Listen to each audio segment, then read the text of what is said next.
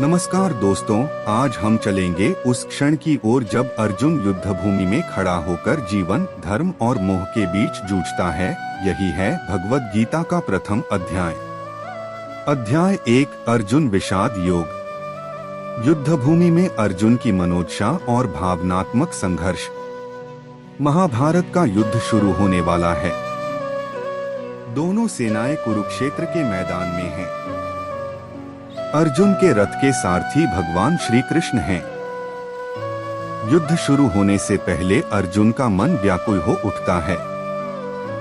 वह देखता है कि सामने अपने ही परिवार, गुरुजन, भाई, चाचा, सगे संबंधी खड़े हैं। तभी उसके मन में एक गहरा संघर्ष शुरू होता है। यही अर्जुन विषाद योग है। धृतराष्ट्र उवाच धर्मक्षेत्रे कुरुक्षेत्रे संवेता युयुत्सवः मामकाः पांडवाश्चैव किम कुर्वत संजय। हे संजय, मेरे पुत्र और पांडव जब धर्म भूमि कुरुक्षेत्र में युद्ध के लिए खड़े हुए तब उन्होंने क्या किया? इस प्रश्न में ही एक भाव छुपा है, मोह और पक्षपात। वो सिर्फ मेरे पुत्र कहते हैं, पांडवों को अलग मानते हैं, जबकि वो भी उनके ही भाई के बेटे हैं। यहाँ से ही मोह और अधर्म की जड़ें स्पष्ट हो जाती हैं। अर्जुन उवाच ऋषिकेशं तदा वाक्यमिदमाह महीपते सेनयोरुभयोर्मध्ये रथं स्थापयमेच्युत। अर्जुन श्री कृष्ण से कहते हैं, हे अच्युत, कृपया मेरा रथ दोनों सेनाओं के बीच ले चलिए ताकि मैं युद्ध से पहले सभी योद्धाओं को देख सकूं। अर्जुन का उद्देश्य है जानना कि उसे किन किन के विरुद्ध युद्ध करना होगा। वो केवल युद्ध नहीं, धर्म को समझना चाहता है।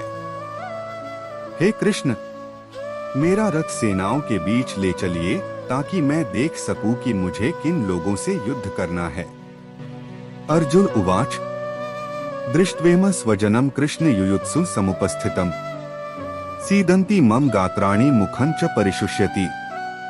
हे कृष्ण, जब मैं अपने ही बंधुओं को सामने खड़ा देखता हूँ तो मेरा शरीर कांपने लगता है, मुंह सूख जाता है और धनुष हाथ से गिरता है।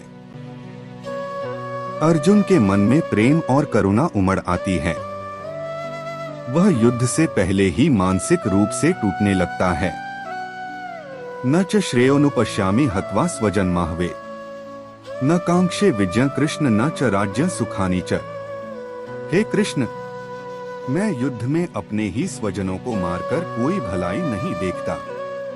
न मुझे जीत चाहिए, न राज्य चाहिए, न सुख। अर्जुन को लगता है कि यदि अपनों की लाशों पर राज्य बनाना हो तो वैसा राज्य व्यर्थ है। उसके अंदर धर्म और मोह का टकराव चल रहा है। दोषैरेतैः कुलघ्नाना वर्ण संकरकारकैः उत्साद्यन्ते जाति धर्माः कुल धर्माश्च शाश्वता है। जब कुल के लोग मारे जाते हैं तो कुल धर्म और समाज की परंपराएं नष्ट हो जाती हैं। इससे समाज में अव्यवस्था फैलती है। अर्जुन सोचते हैं कि युद्ध से केवल मौत नहीं आएगी बल्कि संपूर्ण सामाजिक संरचना भी टूट जाएगी। एवमुक्त्वार्जुनः संख्ये रथोपस्थ उपाविशत् विसृज्य सशरं चापं शोक संविघ्नमानस।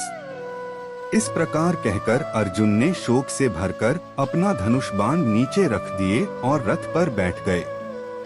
युद्ध के पहले ही अर्जुन मानसिक रूप से हार गया। वह धर्म संकट में उलझ गया और अब उसे मार्गदर्शन की आवश्यकता है।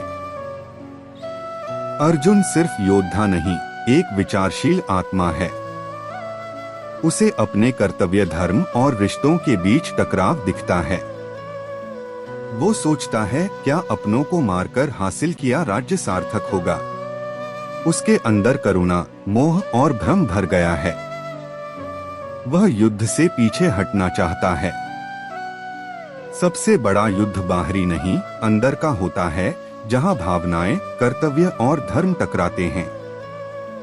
अर्जुन हम सबका प्रतीक है जब हम जीवन के किसी मोड़ पर निर्णय नहीं ले पाते।